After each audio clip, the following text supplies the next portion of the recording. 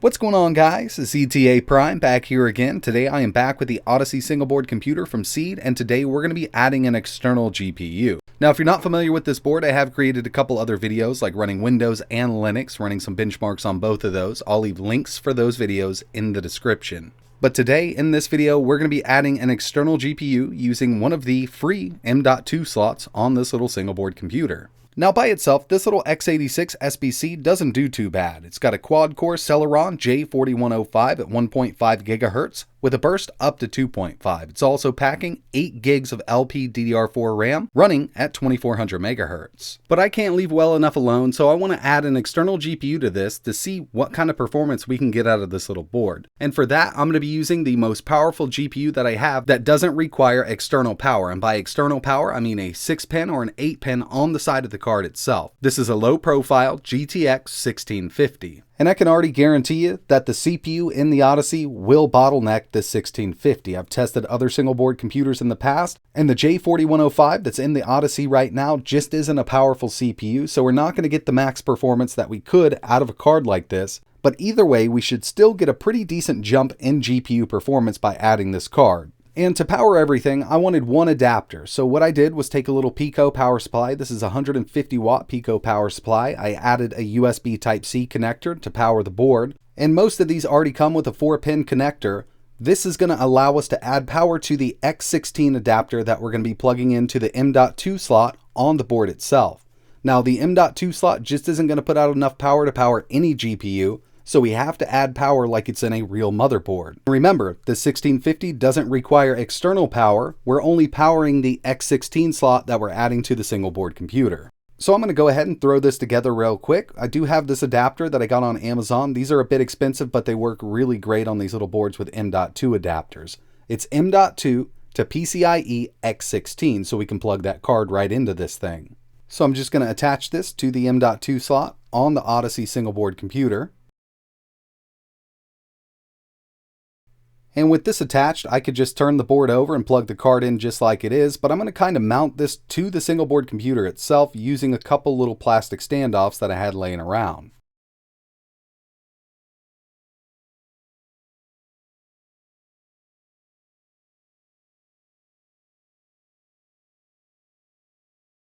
So now I have that X16 slot mounted to the board. I can plug the GPU right into the top here. And when it's all put together, it'll look something like this. I still need to add my power supply to power the X16 adapter and the board itself. But with what I've rigged up from that Pico power supply, I only need one adapter coming from the wall to power the board and the GPU itself.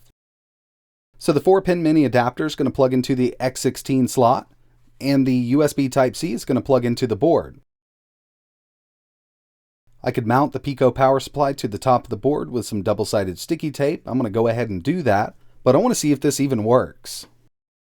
So before we get started here, I'll just give you a quick overview. I have the 150 watt Pico power supply mounted to the top of the board. In turn, that's powering the board itself using the USB Type-C cable that I attached to the Pico power supply. That'll be putting out 12 volts there. And we also have the 4-pin connector going to the PCIe X16 slot to power the card itself. So I've just added power to the Pico power supply. We got the fan spinning on the GPU and the light on. All I need to do is turn the power on the board, and in theory, we should get a video signal out of the GTX 1650 to our monitor here. And there it is. I just got the video signal out of the GPU that I added to this single board computer. I'm going to let it boot into Windows, but for this video, I'm going to go ahead and connect this to my game capture so we can get a better look at it. I definitely want to run some tests here. Now, overall, I'm sure we're going to get a boost in GPU performance, but we haven't touched the CPU. It's still the same old CPU, so that's going to be the bottleneck for pretty much everything we test on this system now. I'm going to go ahead and connect this to my game capture so we can get a better look at it, and then we'll run some PC games and see how it performs with this added external GPU.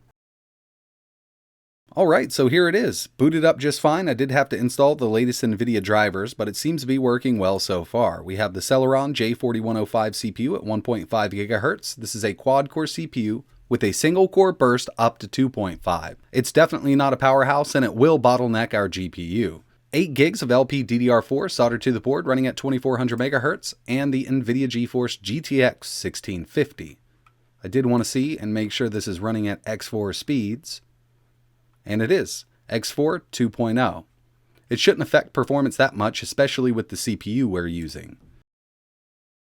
So I do need to get into some testing here. I'm going to run a few benchmarks, and as you can see, I've installed a bunch of games to test out.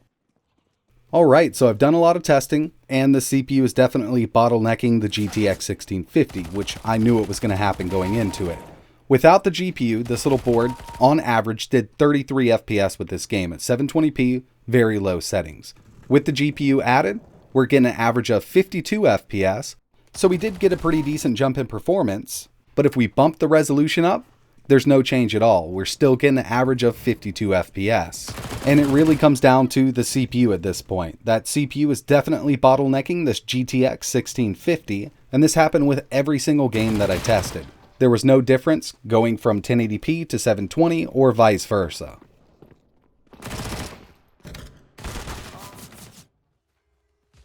So here we have Dauntless, 1080p, low settings. It didn't change when I went down to 720. We're getting an average of 49 FPS. Without the GPU installed, we were only getting an average of 18 FPS. So we got a pretty big jump in performance here. But the main factor killing performance with this little board is the CPU. We're maxed out there at 100%. All 4 cores are totally maxed out on this board, and there's just nothing more we can do with it.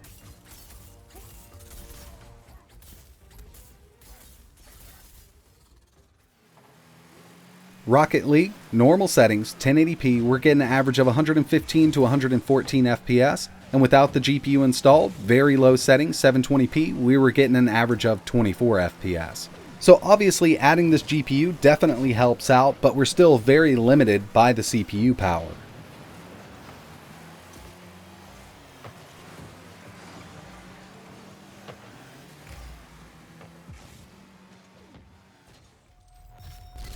I didn't test this without the external GPU, but we have Doom 2016, medium settings, 1080p with the Vulkan API. We're getting an average of 84 FPS, and this actually doesn't surprise me because this game does really well on low-end CPUs.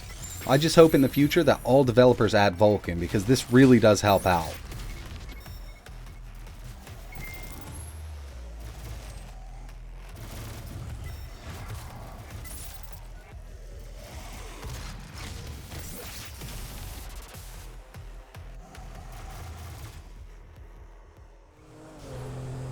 I had to do it. GTA 5, I knew going into this the CPU just wasn't going to be enough to run this at 60 FPS, but we should be able to do 30 FPS quite well. I've tested this extensively on other single board computers with external GPUs, so I'm going to go ahead and lock the frame rate at 30 just to see how it performs. So we're normal settings, 1080p, with a locked frame rate of 30 FPS. And again, I also tried this at 720p and there was no difference between 720 and 1080, but with a locked 30 FPS frame rate, it is playable.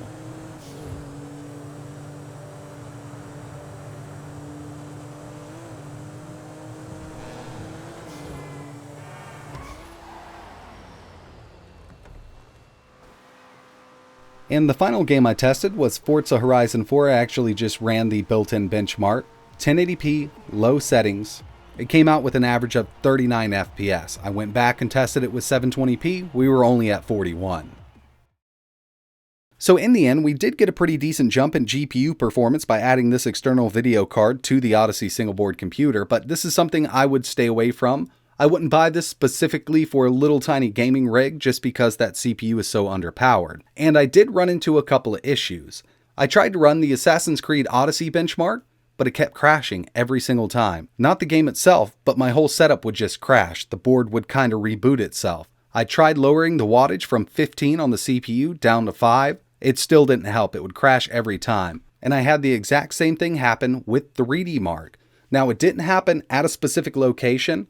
Every once in a while it would make it almost all the way through the benchmark, but then my whole system would shut down. Sometimes I would start it up and 5 seconds into it, it would shut down.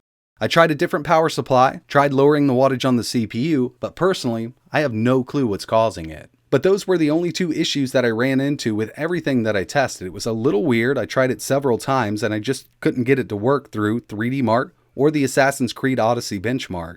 But that's pretty much it for this video. I really appreciate you watching. I really do like the look of these little single board computers with a giant GPU sticking off the side. I mean, this isn't a giant GPU. This is the low profile version of the 1650. And I could have thrown, let's say, an RTX 2080 Ti or a 2070 on here, but the CPU is already bottlenecking a GTX 1650, so there's really no point in even testing it out. I would like to come back to this with Linux and the external GPU, so if there's a certain distro you want to see running, or if you have any questions, let me know in the comments below. But like always, thanks for watching.